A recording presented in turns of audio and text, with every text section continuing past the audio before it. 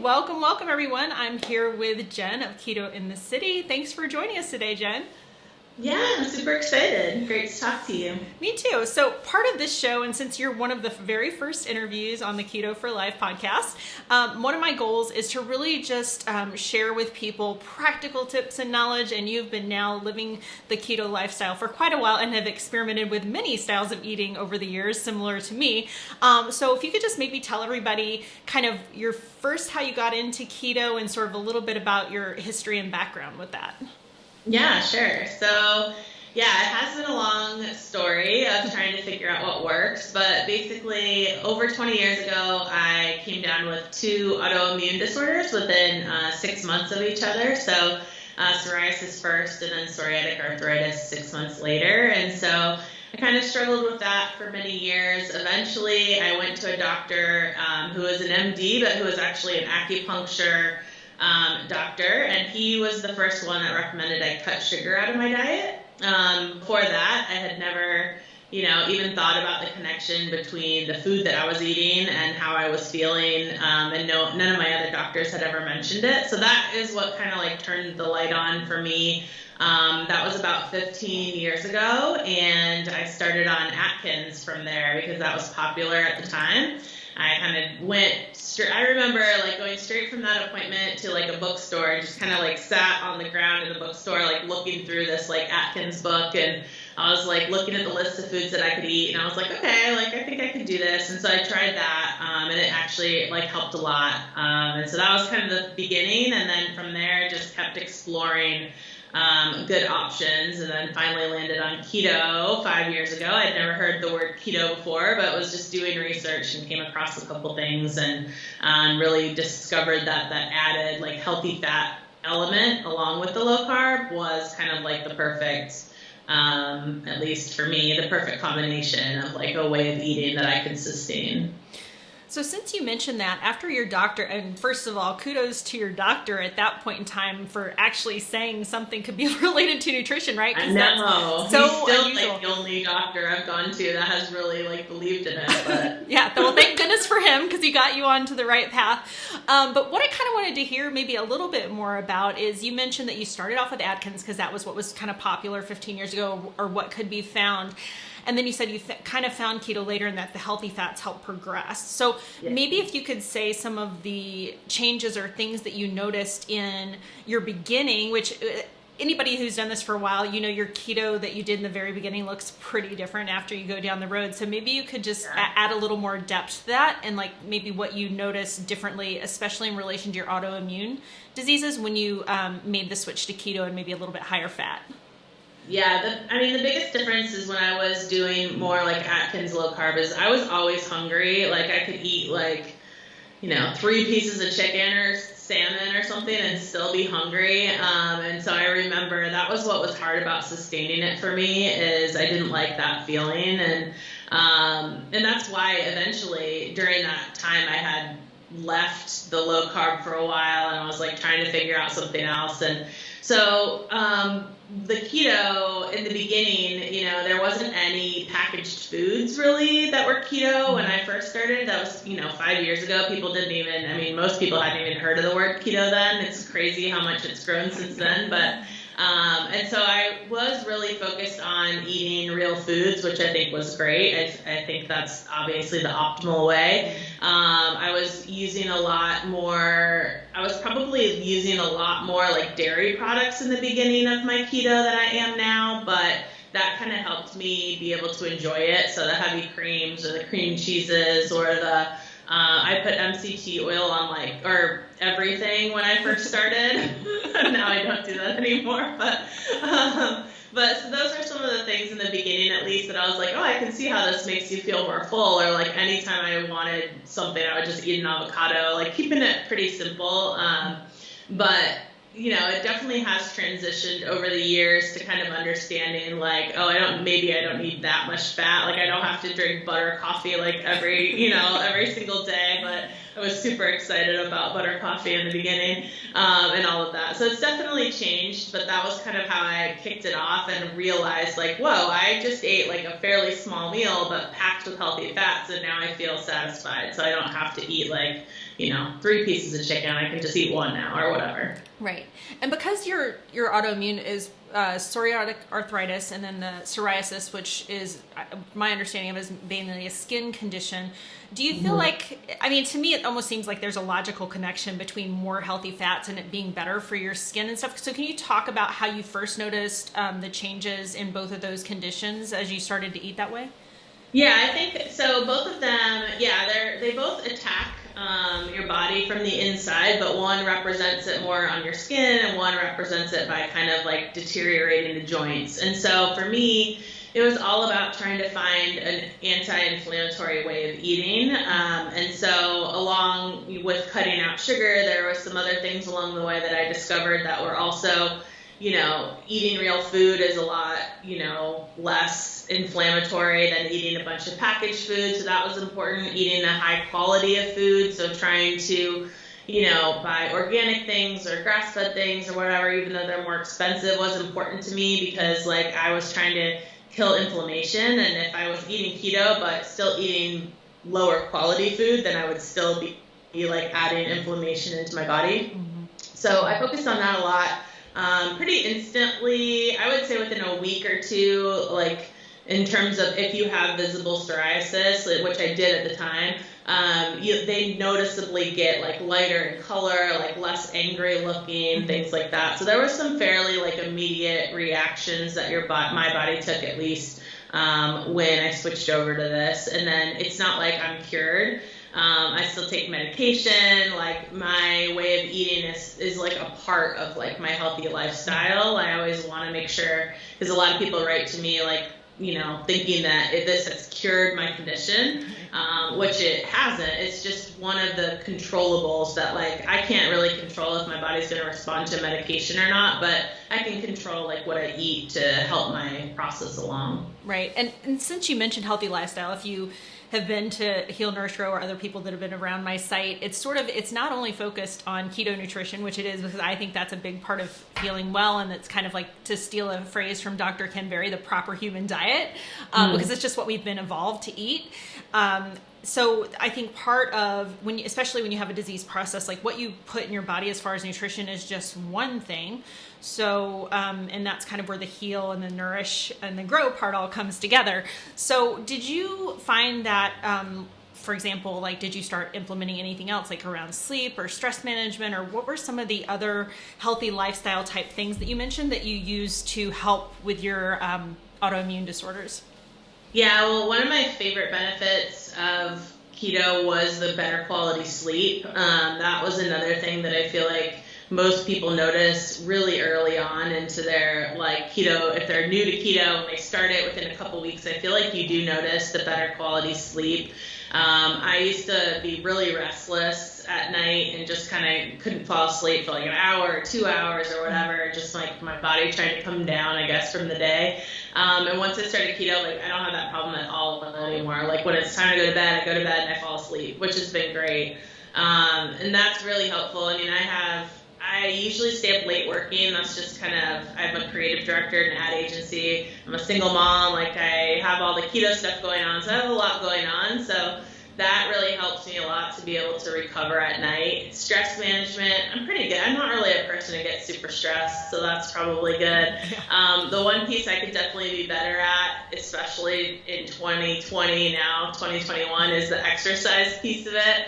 Now that I work from home, I feel like I just sit in front of the computer all day, so I need to be better about that part. But yeah, overall, I just think looking at it as like a complete lifestyle and how it can help in all of those ways is the best way to look at it. And to look at it as a long-term lifestyle versus like a short-term, like try to lose weight really quick or whatever that might be. No, I love that because that's what I try to help people with all the time. I think, a big part of making a lifestyle change like this is mindset, right? So if you look at it as you just want to lose 20 pounds so you can go on vacation or something, that's going to make it a lot harder to sustain long term. Whereas if you really look at it and you have probably more reason than a lot of people to do it because of your previous health issues. And I have previous health issues as well, which is part of the reason I'm very committed to it. It almost makes it, I think, almost easier when you have that mindset about it as opposed to a weight loss mindset about it. Would you have anything else to add to that? Yeah, no, I agree. Whenever people ask me, like, how can you have been keto for, 5 years or whatever, I'm like, well, I have my why. Like, my why is I want to feel good. And, like, I know I feel better when I eat this way. So it makes it, I'm not going to say it just makes it easy all the time, but it makes it a lot easier because it's attached to me knowing that I can function better as a mom, I can function better as a person, like I will physically feel better, mentally feel better. So that's just so much, at least for me, a more powerful connection to just keep going. Yeah, completely agree. And since you mentioned your daughter, I think it is your daughter, right? Mm-hmm. I remember, like I said, I've listened to previous interviews. One of the things that I think people find challenging about keto, or one of the things I've heard people say to me is like, oh, I can't do keto because my kids will never eat that way, or I don't want to make 3 or 4 meals. And I know that in one of the interviews I heard with you before, you kind of talked about your daughter and kind of your approach with your way of eating with her. Can you kind of share a little bit more about that? And I'm sure it's probably evolved now because I think she's like pretty much full on teenager now at this point, right? Yeah, she's 16 now. But yeah, when I started this whole journey, she was like 11 or 10 or whatever. And I just made her, that was kind of my goal with keto cooking. And that was the fun, like, creative challenge for me, was like, okay, I want to start eating this way. But I'm not going to make her separate meals. Like, I'm going to make meals that, like, she would enjoy and I would enjoy and that kind of fit this lifestyle. And when we go out to eat or she goes to a friend's house or whatever, she can eat, whatever she wants. But I want to cook, like, low-carb keto meals at home. And so she's been my taste tester for all of my recipes. And so I always decide that if she likes it, then anybody can like it. And I get so many messages from people saying, my non-keto husband, this is his favorite meal or whatever it might be. And those are always, like, my favorite comments because, like, you don't have to think about keto food as a different way of eating. Like, everybody eats, like, steak and vegetables or fish and vegetables or, whatever it might be. It doesn't need to be, like, super complicated. Now, they have cauliflower rice everywhere. So it's really easy to make those swap outs. If you absolutely want to make, like, one additional side for your family, but you don't have to make a whole different meal, which is something that I've always loved. And for me, I just keep my home keto, and then, outside of the world, if, she wants to pick something else, she can. But it hasn't been a problem, and the food's delicious. Most kids love keto food, especially the stuff that has cheese on it or, whatever it might be. You get to eat great stuff. So I don't think that should be a big issue, and I don't think people should feel like they have to cook whole separate meals for their family. Yeah, I totally agree. I'll just be honest. I always kind of think that's a cop-out. I'm like, you really just don't want to give up your bread and pasta is what it is. Or they don't think they can because they just haven't experienced it yet, right? But I think it goes back to what you're saying. Like, once you experience how amazing you can feel without that stuff, it makes it, and again, if you have your why, whatever that is, and again, with mindset with people, I wish they'd say, so I can run around with my grandkids in several years, or, make it something that's more tangible instead of just like trying to look good in a swimsuit or something. And then I think it makes all of those decisions a little bit easier. Not super easy, like you said, but at least it's like on the right track. Yeah, agreed. And so you mentioned your recipes. And so just in case, I don't know who wouldn't have heard of you by now, but just in case they didn't, tell us about your cookbooks, because I think at last count you had at least 5. I don't know if there's more on the horizon or what you have up your sleeve, but maybe you could chat a little bit about that and how, I'm assuming since you're a creative person, a creative director, it was a sort of a natural progression for you to make cookbooks, but... It's nothing I honestly ever thought about doing, but when they approached me for the first one, which was the 5-ingredient book, that was probably like 3 years ago. So when they called me, I honestly thought they were calling me to review other cookbooks. I was like, wait, what are you asking me? Like, yeah, sure, send them to me, I'll read them. And they were like, no, we want you to write one. And I was like, really? So it was not something that I was like set out to do or expecting to do, but yeah, cooking is was kind of like my favorite piece at the beginning of my keto journey was being able to try to figure out recipes where I could still eat all the flavors that I like. I'm like the least picky eater. I like to eat everything. So, like how can I take these flavors and try to make something keto friendly? So that was really fun, the 5-ingredient one. I honestly never expected anyone to buy it. Like I thought maybe my mom and like my friends would buy it, but I could just say like when I was like 80 years old, like, hey, I wrote a cookbook one day or whatever. So, but it ended up doing really well, and it's really crazy because now it's in all these other languages that I never like know about. So like people, like recently a woman tagged me in like a Russian book, and I was like, is that my book? And she was like, yeah. So it's kind of cool how it's like made its way into a whole bunch of different countries now, and taken on different looks and whatever. So that's cool. And then yes, I wrote a couple more after that. My most recent one was an Instant Pot book, so keto in an instant. So Instant Pot was something that I hadn't really played around with until maybe a year and a half, 2 years ago. And so that was another fun way because I'm all about easy. So there's really nothing easier than throwing everything in an Instant Pot and like walking away and like coming back 20 minutes later and it's already cooked something amazing. So I love that one. That one is probably my favorite right now because every recipe has a picture, which I didn't get to do in my first few books. Like, for production cost reasons, they kept the photos minimal, but this one has a photo for every recipe, which I know a lot of people like to see like what it's supposed to turn out like. So I was excited about that. Yeah, for sure. And I think, one of the things, and again, making, keto sustainable and fun, and particularly if you're cooking a lot of the meals yourself, which it definitely is better and easier to do if you can. But having that sort of the plating and things too, where it's like, they always used to say you eat first with your eyes. And so that's no different with keto, right? Like, how can I plate this to make it look really beautiful, even though I don't have like 3 sides or whatever it is to go with it? Totally. Yeah. Yeah, I agree. I'm a visual person too. So that was exciting for me. And, I know a lot of people don't love to cook. It's maybe not their favorite thing. It's not like you change your eating lifestyle and instantly like become like somebody who wants to become a chef or whatever. So I've always thought that was really important too, is keeping the ingredients super simple, making them ingredients that you can find at any grocery store, because I live in Los Angeles, so I have access to like every grocery store, but not everyone is in that situation. So just making really simple, easy things that you can find, simple things you probably already have or probably already eat, like nothing crazy.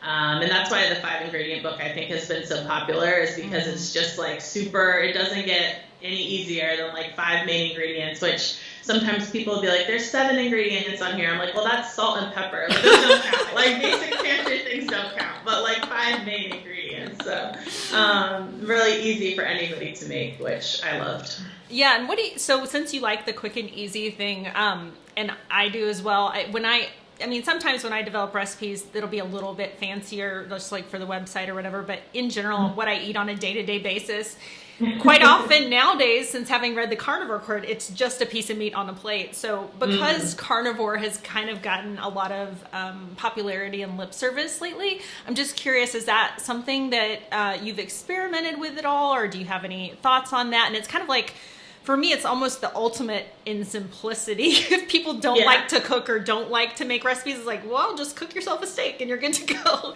So that's pretty simple. I haven't done it yet. I know a lot of people, especially autoimmune people, do like the carnivore, and that's kind of, I've always thought about like, if for some reason I'm not feeling good anymore with the way that I'm eating right now, maybe I'll try that. That would be my next step probably, but I haven't done it yet. I mean, I could eat steak every day, I'm sure, so I would be happy with it, but I haven't ventured into that. I mean, I do really like, vegetables and the side dishes and berries and things like that, so I think it would be a little tricky for me at first, but it's definitely easy if you're not looking to get creative in the kitchen. Right. And yeah, I haven't tried it yet. I keep saying I'm going to do a trial of it for at least a few days. And I think one of your points about the berries and the salads and stuff like that, I think I could much more easily do a trial of it in the winter, like sometime soon before spring hits, because I still do have that like craving for just like a good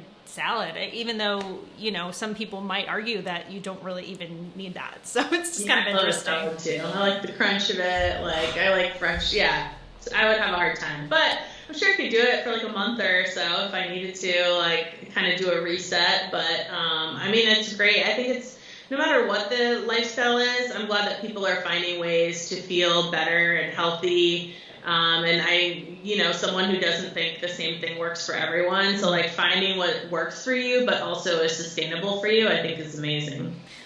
And to go back to that one final point about, finding what works for you. Have you found that, as we were talking about, first you found Atkins and then you found keto and you found the higher fat helped. I think you also mentioned that maybe you do less dairy now. Have there been other tweaks that you found along the way that help you feel better? And again, like it's different for everybody, but I think just sharing, what has worked for you or what has worked for others that you know of might help people, just give them a new idea of something to try if they haven't optimized their experience yet.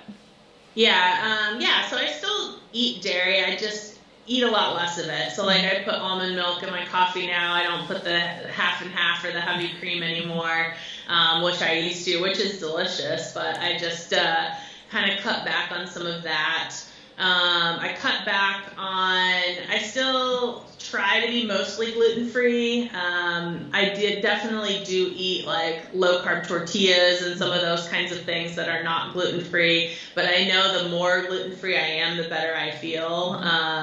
When I wasn't eating low-carb before keto, I was gluten-free for like 8 months because I was having a lot of like, they thought maybe I had Crohn's or some other autoimmune thing. And so I was like, that's how I went. I was like, I need to go back to food. I need to go back to like what I'm eating. And so I know that that's something for me. I discovered throughout keto that nightshades are not my friend. And so I used to eat a lot. Like I would eat like grape tomatoes as like a snack. I love them so much. But then I realized like a half hour later, my hands would like ache. And so I think, for me at least, trying to simplify the way that I was eating allowed some of those things that were bothering me to be able to come up to the surface more and be easier to identify versus just like, I just feel inflamed being able to be like, okay, now I'm on keto. I've kind of gotten rid of that, baseline inflammation. So now I can really discover what those little things here and there are that are bothering me. And tweak along the way. So it doesn't mean I never eat a tomato. I do, but I am definitely not going to eat tomato soup every day or, like whatever that might be. And so I can be more mindful about that. Or, if I do eat it and I can be like, okay, yeah, hands still hurt afterwards. Okay, it's still a thing. So just being able to kind of like recognize that and go from there. Otherwise, I can't think of any like major, I think, when a lot of the keto snacks started coming out, it was really easy to want to like eat all of them or like try them all or whatever. And I've moved away from the majority of them at this point and kind of just stuck to real food, with a couple of exceptions. I love my Choc Zero. I'm not giving that up.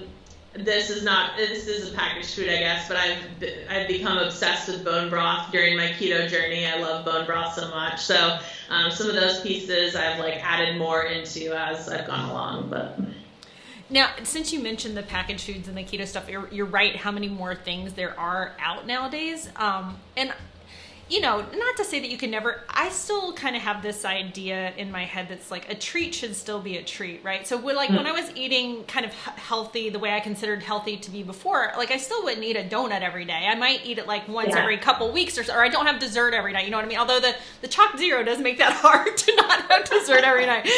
Especially in the holidays, they had like so many goodies and I was like, oh my gosh, this is getting bad. Yeah, they do have a great product. Are there other, because I do think initially when people are transitioning that it is nice that there are those kind of foods that can help. I am totally with you that I just think the way to feel optimal is to eat whole, real foods, but Yeah. sometimes in that transition phase, you might need a little help. So are Yeah. there other things that you've kind of experimented with over time that you could recommend to people that are, that don't seem to bother your, that inflame you or anything like that, but they're still like kind of more of a convenience thing? The convenience foods. I think one, you have to be careful with them, but nuts are like a really great convenience food, right? I mean, and that's like, still whole food. well, yeah, it's a real food, but you could get them at the 7-Eleven, or like if you're on a road trip, you can find them really easily. So that's one that I would always go to, whether it was like macadamia nuts or sunflower seeds or just something, because sometimes you just want to like snack on something. Now I think it's easier because now you can find more like moon cheese or pork rinds or that kind of stuff. Right. I always would go to Starbucks. Well, I go to Starbucks like every day, but like, and they have string cheese or guacamole packs or the hard-boiled eggs, different things that you can find, like if you're in a bind where you can be like, okay, I can grab that and I'll be fine.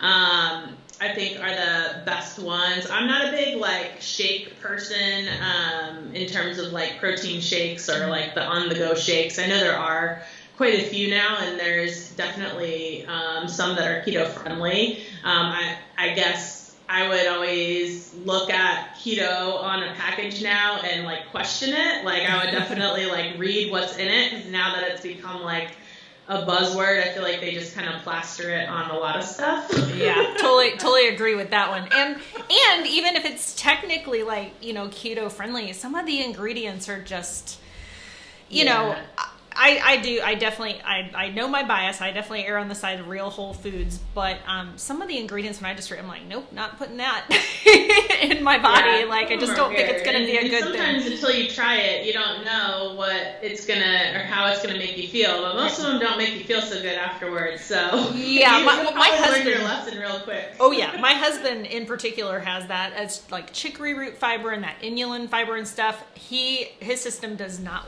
like that. I mean, I almost feel you're worried about chicory root Okay. fiber because Tell I us. ate an ice cream that had it in it. I didn't know it had it in it. I was just trying a new like keto ice cream, and so I ate a good amount of it, and then I kind of waited. I don't know. I was just watching TV, but all of a sudden my face went numb. Oh my god. Wow. And it was like tingling and I was like, what is happening to me? And one of my friends, he actually like helped develop like foods, and he had told me before, like, don't eat anything with chicory root in it or whatever. And I looked at the back and I was like, it's gotta be the chicory root. Oh my gosh.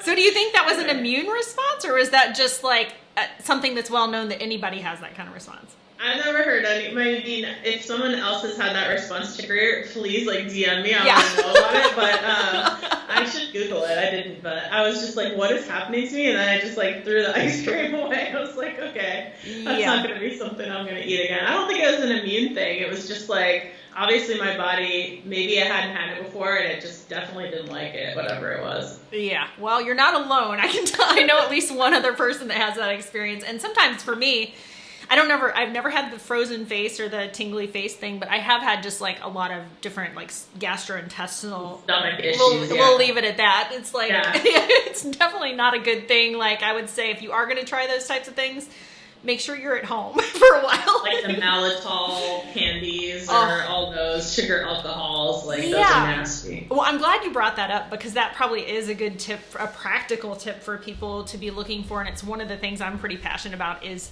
preferred sweeteners. And so if you can just like expand on that a little bit and maybe tell us what your favorite sweeteners are and what seems to do the best for like your immune functioning kind of thing. Yeah, I mean, stevia, monk fruit, at home I mostly use erythritol when I do baking. I don't mind the cooling factor. I know some people don't like it. It doesn't bother me.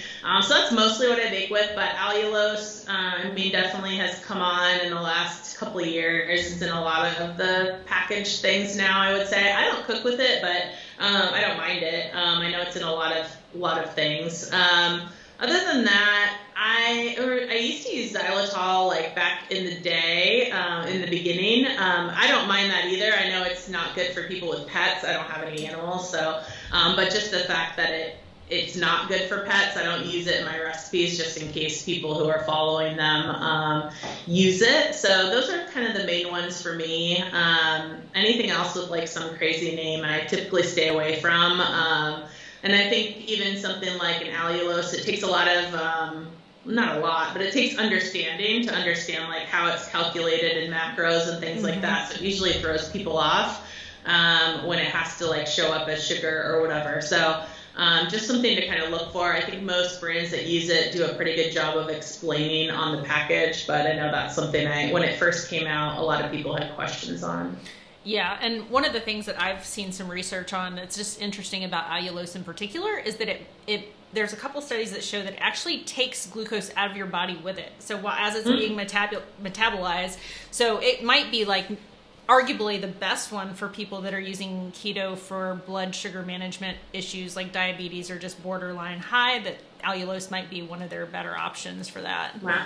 Yeah. Same thing with there's that, it's a supplement that starts with a B. It's kind of like an herbal metformin. Can you think of it? I can't think. Berberine.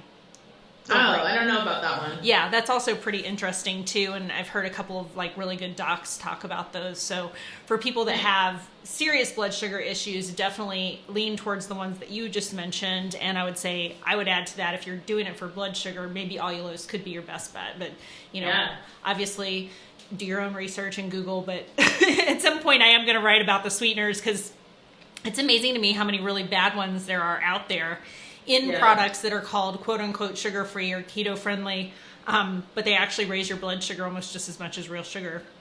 Wow. Yeah, I think that is a good learning for people, and they're not always easy to find. I mean, I think they're getting easier at some grocery stores, but definitely the first couple of years I was keto, like you had to order it online. I couldn't find it in the grocery store or whatever. So and then I think people will see like coconut sugar or these that are used in other like healthy recipes or whatever, and think maybe they can use that. So it's definitely something people need to be educated on for sure. Just be careful about what they use. But once you find something, I mean, I don't really mix a whole bunch of different sweeteners. Once I found one I liked, I just kind of stick with it. So yeah, and that's a good tip too, is just finding what agrees with you, and then you always have a fallback or something that is going to make you feel okay, unlike the chicory and stuff. Yeah. See, I didn't know until about night. That's funny. Well, now I look for it. Yeah, now you know to look for it. Well, so that people that are watching on video will see, and this is totally un-keto related because I've already taken enough of your time, but I just kind of like giving a little bit of flavor of, obviously what else is going on in your life besides keto and writing cookbooks. I mean, all food related, but I'm looking at your living room and you have some really beautiful plants back there. I'm also a plant fanatic, and I think a lot of people during this whole lockdown and COVID thing, I've been seeing a lot of new plant moms out there. So as for a different topic, maybe just tell us about your favorite plant in that room, because they're all so pretty. Well, the one over here actually was kind of a funny story, because so when I went to work every day, back when we went to the office, I worked in downtown LA, and I was at the downtown LA Whole Foods, which has like a really pretty little flower area like most Whole Foods do. And they had that plant, and I don't know that much about plants. Like I didn't know what it was called or whatever, but I was with like one of my coworkers, and she's like, "That's a corn plant." I think is what she called it. And I was like, I don't know what it is about that plant, but I love that plant. And so I was like, I want to buy it. And so I guess it had just come in, and like one of the guy who worked in the flowers, like, this is my new favorite plant. I was like, well, can I buy it from you? So he was like, yeah. So I hauled it around in my car that whole day, and then like had to drive it home, like, which is like an hour in LA traffic, and I had it in the front seat, like holding it so like it didn't fall over. So that was like my impulse buy plant. So I've managed, that was like probably 2 years ago or so. So I've managed to keep it alive. Yes. Which is nice. I have big windows like in the front of my house, so they get plenty of sunshine. And it's definitely been like me figuring out like how much to water them, how much not to water them or whatever. But they seem to be doing pretty well these days. So The other one right behind it actually was also a Whole Foods purchase. Something about going to Trader Joe's and Whole Foods, because they have them like right by the entrance. Like I always like impulse buy plants. So. Well, much like figuring out what works for us, what we're eating, the same thing with plants, right? I know. I have one right behind my laptop here that has like doubled in size in the last few months. So every once in a while, like the leaves like come into my Zoom. Awesome. Love it. But I like it. Yeah, it's nice to see that I don't kill. I feel like I used to kill every plant. Like I wasn't a great plant person, so I'm always proud when they actually grow. Awesome. Well, Jen, can you tell everybody before we sign off for today where they can find you online? What's the best way to reach you? All of your websites, all of the social media goodness. Sure, yeah. So my Instagram is ketointhecity_. So there's a little underscore at the end there. And then my website's ketointhecity.com. So I post, tons of recipes on there, at least a couple every week. And then I send emails too with like different recipes and newsletters. So you can always sign up for that. But those are the best places to hang out with me. I'm also on Twitter and Facebook and all those, but I spend the most time probably. I've been really like focusing on my blog during quarantine, like just because we have a little bit more time and making sure I'm getting people recipes and info that they need. So that's one spot that I've definitely been working on as part of my like, how can I like learn more during this quarantine period? So right. Well, and when you're not commuting an hour each way in LA traffic, right? You could suddenly have more time in your day. I know. I'm like, wow, I have like no mileage on my car. Like any stress, I actually didn't stress out too much during traffic unless I was late trying to get somewhere to pick up my daughter. That's like the most stressful part. On the way to work, I'd be like, I'll just listen to music. On the way home from work, I'd always be like, oh my God, I have to get those. So that's really nice to not have to deal with that anymore. Yeah, I love awesome. it. Even after quarantine now, I'm going to work from home, so I'm excited about that. Oh, awesome. That's fantastic. Well, Jen, I just want to thank you again so much for coming and sharing all your knowledge, and people can find your recipes and your cookbooks like you mentioned. Any final last keto thought or bit of advice or anything that we didn't touch on that you want to say? I think for most people, I think people are really hard on themselves a lot, especially when experimenting with a new way of eating and getting the hang of it, and sometimes can get overwhelmed by all of the macros or testing or all of the different things that they see like online. And I just want to be here for people and just don't get stressed out by it. Just like start switching out things that you're eating, like enjoy the process, like ask questions. I'm always available to answer people's questions too. So I would say just like be kind to yourself and just allow yourself to kind of like have a transitional period and, remember why you want to feel better and just kind of keep connecting it back to that. Awesome. Well, awesome advice all around. And thank you again so much for taking the time to join us today. I really appreciate it. Yeah, it was great chatting with you. Thanks, everyone. Bye, Jen. Bye.